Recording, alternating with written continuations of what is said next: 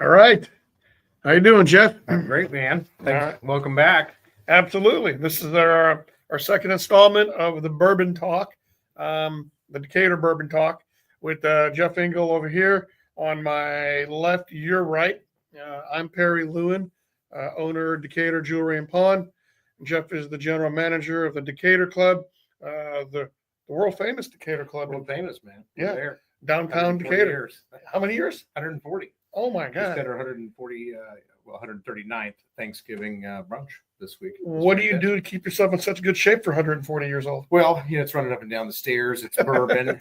My doctor says I should cut down the stress and the bourbon, but both of those I think is what keeps me flying, man. Oh yeah, the stairs and bourbon here. So, Yeah, the bar's speaking of which, so are you going to partake a little bit here? Why not? All right, we got a little bit of bullet whiskey here.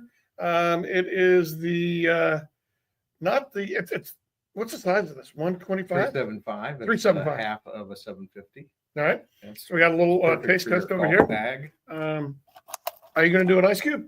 Or just one would be great. Sure. Okay. Bourbon. Just open up the flavor a little bit right here. I think this is great. And actually, look at the glasses we're using. Nice. The That's Decatur Club glasses. Yeah. We appreciate you guys doing that for us. Yeah, absolutely. I couldn't believe you could do that right here on site, man. It was great. We can engrave a custom right into glass. So many other things. Got a couple of these here. Yeah. And you could do some fun Weller or Pappy Van Winkle logos or something, and maybe sell them, for the holidays. Well, that'd be awesome. Matter of fact, I've got some extra. I've got 2 cases extra of Buffalo Trace liter bottles. So a regular 750, that would be the next size up, not a 175 handle, but a liter in between the two, which is only available in the restaurant market. So I got 2 extra cases of those. We could sell those $40 a bottle, and you could etch a couple of Buffalo Trace glasses maybe and throw the set together. I don't know what that cost would be, but it'd be a great Christmas. We'd have to look into logo rights. If I'm able to do that, if I actually do the actual logo, I'd probably have to have licensing, right? But we can do something that'll be similar. So I'm sure after a little bit of bourbon here, we're going to be able to, right here, be able to find a way to say yes. Find a way to say yes. Cheers. Absolutely. So cheers. So we wanted to do the second installment. It's December 2nd right now, 2024. And I called Jeff today and I says, hey, I'd like to do a live recording sometime this week, maybe Friday or whatever. And he just laid out his whole entire December schedule. And my gosh. Yeah, it's crazy, man. We're back and it's like pre-COVID. So wonderful thing. Huge parties all weekend. Premiere, Casa's got their home for the holidays on Saturday. Main Place Realty, Dr. Cole Dentistry. I mean, some fantastic Decatur businesses, man. Decatur Jewelry and Pawn. Decatur Jewelry and Pawn's up on the 21st. Yep. Yeah. And then, of course, next weekend on the 14th, we've got the Milliken Holiday Big Band. That's an awesome show. We bring a top shelf singer down from Chicago, Angel Specia, and $40 ticket. You get 3-course dinner, salad, entree, dessert, and you get to enjoy the big band and the show, man. It's a great thing. It's on our Facebook page. That is great. Check it out. Yeah. Great events the Decatur Club hosts. We're very lucky to have this in Decatur and Central Illinois. And Jeff's been doing a great job running this for the last 24 years. Yeah. 24 years. God bless. Yeah. You had time when I started there. Oh my God. Yeah, absolutely. Yeah. Talk about having hair back then. Yeah. That's great. All right. So our first podcast, we generated quite a bit of interest on it. We kind of talked about the sudden rise of bourbon, and why are people chasing bourbons when 10 years ago there wasn't even an interest in it, hardly at all. I mean, serious collectors, but not to the extent that it is now. I mean, I know tons of buddies, and I'm on lots of bourbon sites, as many of you probably are, through Facebook now, that a lot of people, they take these trips 2 or 3 times down to the Bourbon Trail, maybe 2-3 times a year. I've got a buddy who's a farmer, and I know he's going down there in a couple of weeks, and they always hit Heaven Hill, they always hit Old Forester, they typically go to Maker's Mark, and catch what's due there. Matter of fact, I was allowed to try my first Maker's Mark cellar age last time I was down there with Farmer Matt, and I know he and his wife are going down. I know several of my buddies that have gone down over the last week or so through the holidays, and they hit various distilleries because there are only bottles that are available strictly on site at some of these distilleries. Or during the holidays, they put out special releases that they don't typically do. So you got people that are forming their vacations around this stuff now. You got people who are altering their entire bar and or man cave to include tons of shelves for bourbon. I know you're getting ready to expand your bourbon bar downstairs at the house. Yep. Got another buddy that custom makes shelves out of barrel staves, barrel displays. I mean, it's gotten to be this really, really, really big thing. And people have gone to the extent of chasing collections, not just a bottle. I mean, a lot of people want to chase a Pappy Van Winkle, for example, but I have buddies that are collecting the entire flight of Weller, for example, that are searching diligently for the orange one or the white one. Orange, white, red, green. So it's become this big thing, man, and people are really into it. I mean, a friend of mine started the liquor store opened at 7:00 on Black Friday, and he showed up at 3:30 in the morning. There were 13 people camped out in tents, man. I mean, come on, it's 20 degrees outside. This is serious dedication to try to find the bourbons that you're missing. And, for most of the guys that I know that chase it that seriously, they're about drinking them and sharing them with their friends and making sure that they enjoy the bourbon, not just grabbing it and trying to flip it and make a quick buck for the holidays, but seriously collecting for the fact that they like and enjoy some of these great bourbons. Right. And the packaging has gotten really amazing on some of these. I mean, we got right behind here, we got a Pappy 10, a Pappy Van Winkle 10, and we got the Angels Envy Cellar collection. Let me go grab this. You ought to show them that. I mean, until today, I've only seen this guy online. I've been fortunate enough to enjoy the Pappy 10 and 12 and 15, but I've only seen this Angels Envy set online a couple of times that have availability. So this is a super cool thing. If you got the bottom of it, I'm going to open the front, and this guy opens up, and you got a nice 3-volume set of these books, if you will. And each one of the books has a volume 1, 2, 3. There's an Oloroso sherry cask finish. There's a Tawny port cask finish, a Madeira cask finish. Each one of these guys opens up. If you want to set that down, we can Let's open one of them out there and give them an example.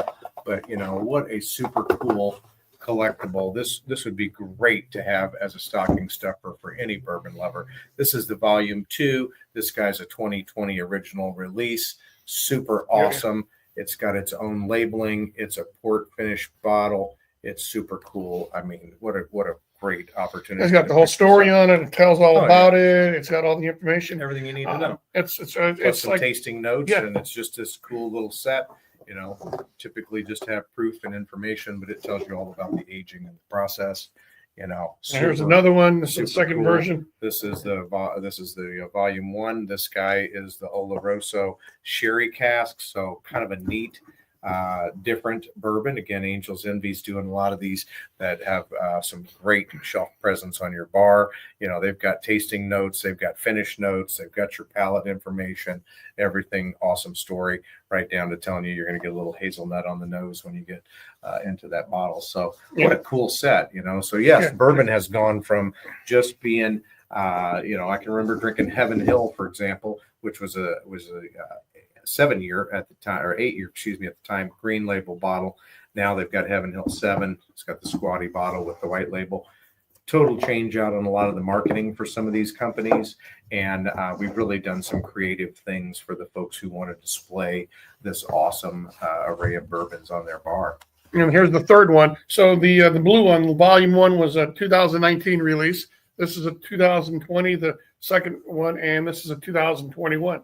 I don't know how many people would actually buy this collection and actually open the bottles and drink it. I think this might be, because how creative the packaging and marketing on this is. This might be a collectible item, where you're just going to buy this, put this behind your bar. All your friends come over. You're going to show it to them. You're going to take it out. You're going to talk.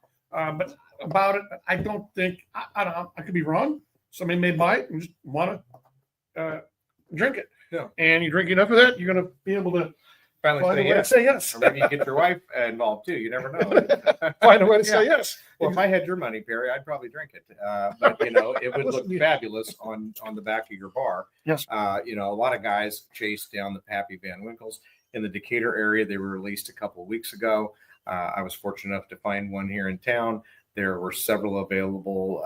Friar Tuck had them for $400 up to $2,300 for all of the different years. You got the 10, 10, the 12, 15. 15. You got a rye, a 20, and a 23. Of course, those come in some nice little felt bags when you get to the high dollar ones. But you know, what should be $179 for this, you know, old rip 10 online in your bourbon groups. I mean, people are trading them for $600 or $700. You know, just to get their hands on them. Oh yeah, absolutely. But, you know, obviously it's the appeal of the bottle, it's the appeal of the product, it's the chase for a lot of people in being able to hunt these things down and find them and you know, not only show them off as part of their collection, but making sure they share them with their friends. You know, we mentioned in the first podcast, I think, when my dad and I were down at Buffalo Trace last year, and we got to meet Freddie Johnson, who is the fabled tour guide there at Buffalo Trace. And he asked us when we were talking, he says, "Hey, do you and your dad have a Pappy?" And I said, "Well, I just got a 10-year Dad gave me for Christmas."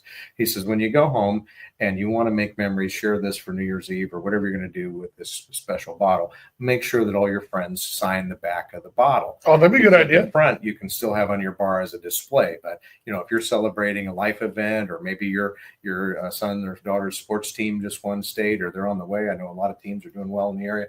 You know, when you're sitting down with your buddies, your special friends, have them autograph the back of that sucker so that you have more than just the memory of sharing the drinks that night. You know, it's great cool idea to be able to you know, fabulous idea. Add some sentimental attachment to that. I could take that a step further. Yeah. You have someone over at your house, you know, 6, 7, 8 of your friends over, and you're drinking a bottle of bourbon. Have them sign their name on a plain white piece of paper, and then I can laser etch their signatures into the bottle. That's so it'll be completely permanent. So you have a handful of your friends over drinking bourbon on New Year's Eve or Christmas or Hanukkah or Easter, whatever the event, or wedding or birthday. Have your friends write their or sign their name, John Hancock, on a white piece of paper, no lines, or on just white computer paper. Bring it into me with the bottle, and I will digitize them and computer engrave them right on the bottle so they'll never disappear. They'll never fade. That'd be a great idea. Perfect. Idea. So, well, I got this in my hand. Do you think this here was the first bourbon that generated the craze of people wanting to go find that special bourbon? Because this, to me, is like the holy grail of bourbon collecting, where people are dying to find the 10, the 12, the 15, the rye. And then from there, that was the first one that I knew about. Well, I would say for me, it's got to be in the top 3 most hunted bourbons for the majority of people. You know, you and I are spoiled. We get to drink a lot of great bourbon. So I could put some out there that would be comparable in taste and flavor. But as far as what people are really genuinely hunting after, when most of my buddies are showing me their list when they're going to a big bourbon raffle, you know, and they've got them in an order of what if it's available, what do I buy first? It's almost always a Pappy of some sort. You know, some people want the 12, 15, the 20s, the higher year ones. You know, some people just simply want the 10. You know, I'm sure we'll catch some flack on this for Jeff saying it, but to me, I would rather have the 10 than the 12. That's my personal opinion. I just like the flavor. Like the flavor, okay. Yeah. Now, some people have told me, and I did ask Freddie down there, and he said it's highly likely, so he would give me his direct yes. But I have been told that Weller 12 year is the same as as Pappy 12 year. It's just didn't make the cut. So if you're lucky enough to have a Weller 12 or 2 sitting around your house, you know, don't feel bad. That is a fantastic 12-year bourbon. If you don't have the ability to find a Pappy 12 this year, you know, feel free to pull up a glass and enjoy a Weller 12 and you know, don't at all be ashamed to try that. It's fantastic. Awesome. You know, and it is all personal taste. I know that Pappy's is a wheated bourbon, right? It's wheated bourbon. Buddy of mine had gotten the Pappy's a few months ago as a gift from another friend. What an amazing gift. I mean, what an amazing gift, right? Yes. So he called me over for a taste test. Come over and drink some bourbon. I just got this as a gift from my buddy up in Chicago. And I says, hey, when I come over, don't just pour me a glass of Pappy's. I want you to do a very close side-by-side taste comparison with a very high-quality bourbon that you like. And let me see if I can really taste the difference of, you know, a a true 10-year-old Rip Van Winkle Pappies. And just the allure, you're obviously going to think that it's going to be better. It's going to taste more rich. It's going to be just the one you're going to identify right off the bat. Sure. So he picked another one, which was an Eagle Rare, but that's not weeded. Like it though. No, very, very good. Good. And I'm More like, mash bill, though. more of a mash bill. I just knew for sure because of the hype that Pappy's, the following, that I was going to pick the Pappy's as the one that was the right one. So I'm swirling them, I'm sniffing them, I'm doing everything you need to do. And I did 3 or 4 different tastes, cleansed my palate with water. And I'm like, that's it right there. That's the Pappy's. And he pulled out behind his box, Eagle Rare. Oh, wow. Yeah. So it is all Hey, personal you're taste. talking about $60 versus, 600 to 600. Yeah. 10 times the value. I'll drink So- Eagle Rare every day. Oh yeah. Oh, I always great. have a bottle of Great bourbon. It's Marcy's favorite. And for an everyday bourbon, just drinking like a $50 Sure, bottle. if you want old fashioned, there's Yeah, nothing wrong. old with fashions it. are great. Bullet Bullet, Ball. Bulleit, Frontier whiskey. It's 90 proof, Yeah. so it's 45% alcohol. It's a light, Competes with a Maker's Mark or a Buffalo Trace. Yes. Yeah, it's good. just A little lower price point. a good everyday. We were going to have a fine gentleman on with us, but we sent him the email link to his phone and it wouldn't connect with the iOS that he had. It's Steve Carter, who lives in the northern suburbs of, it's not suburbs, but out in the country, just north of Findlay. He is an amazing individual, amazing human being, and extremely highly intelligent. Big beer guy.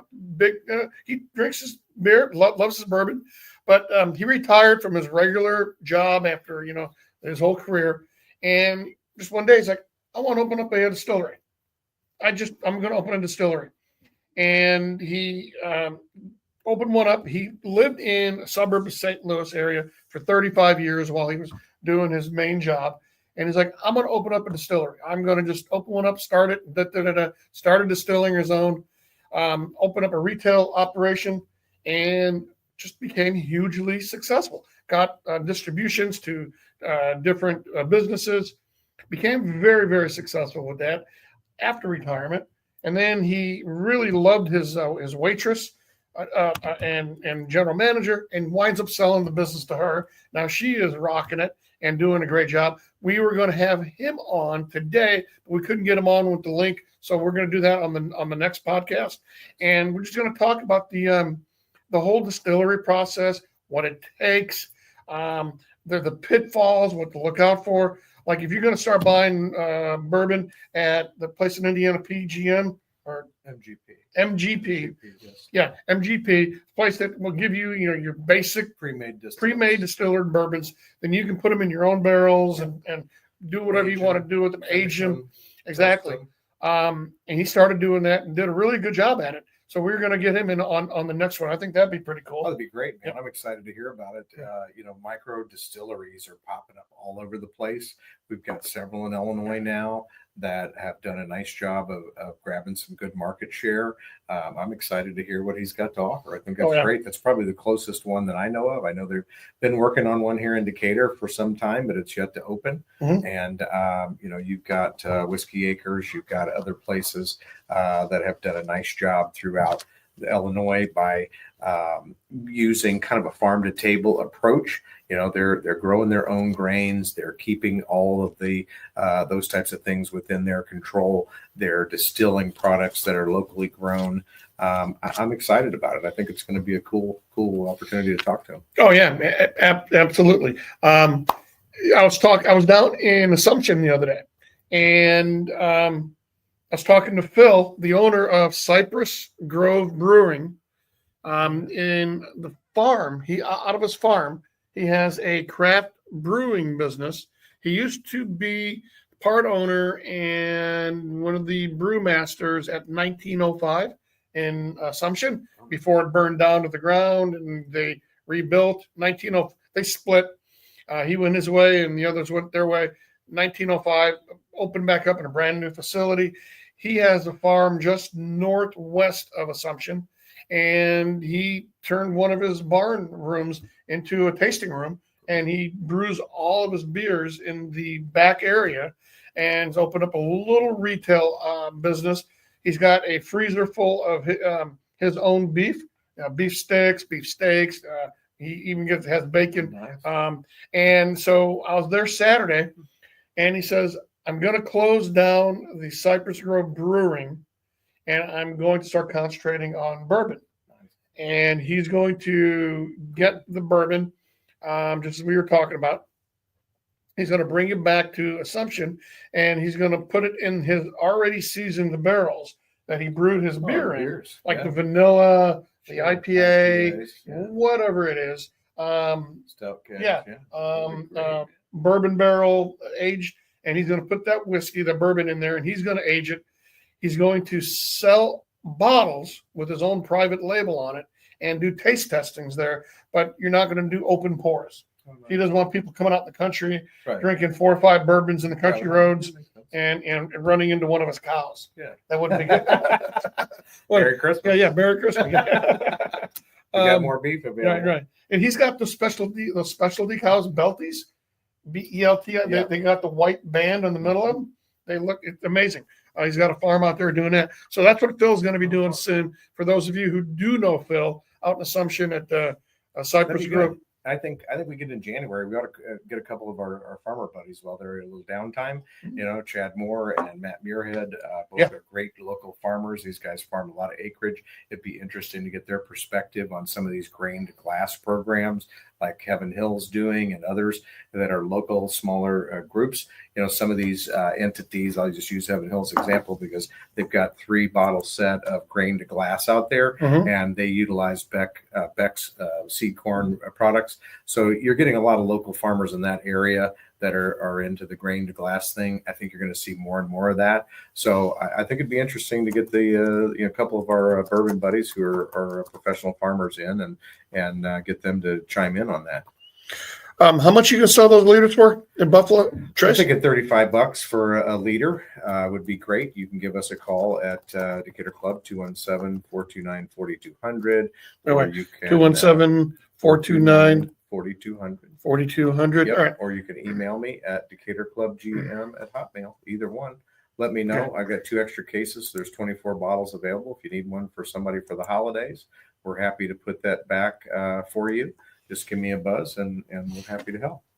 Absolutely. So he's got a great deal here on the Buffalo Trace liters, $35 at the Decatur Club. There's the number right there to call him, 217-429-4200. Most people who are going to be watching this probably know Jeff Engel anyways. Easy to get a hold of him.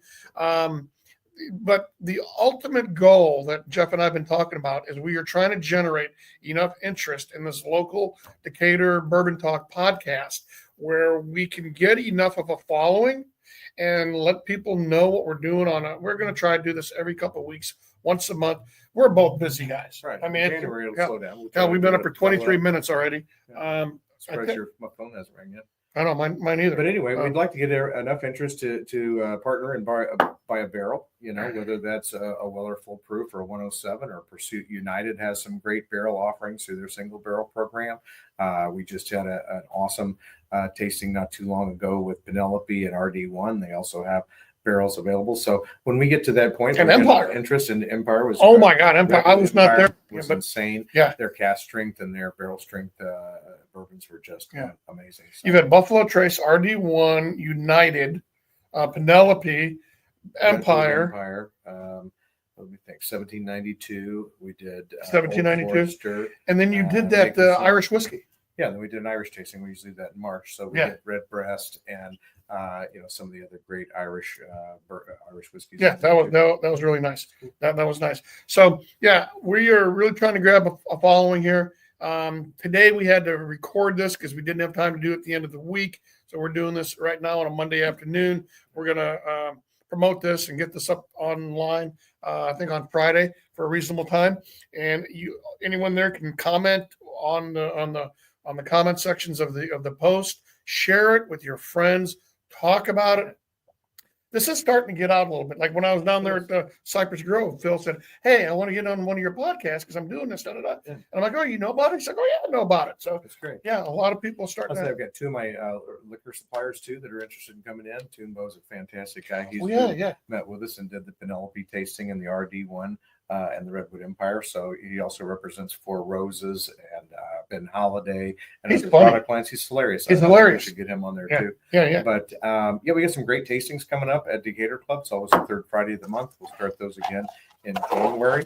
And I know Perry usually got a table. There's several people that join us for those. So there's always info out there on our Facebook page. And of course, give us some comments, man. If there are things you'd like to hear us talk about, we're happy to discuss anything, particular bourbons that are your favorites that you want us to address. We can get down and do the details on those. So we look forward to celebrating with you over the next couple of months, and wish you all a Merry Christmas and Happy New Year. Absolutely. Back at you, everyone. We're actually doing this at my store, Decatur Julian Pond. So I grabbed Jeff away from the firearm department for a few minutes so we can drink bourbon. I found a way to say yes. We found a way to say yes. Happy Merry holidays. Christmas. Happy Hanukkah. Happy holidays. All of it to you. We'll see you later. Thank you for listening. Until we do the next one.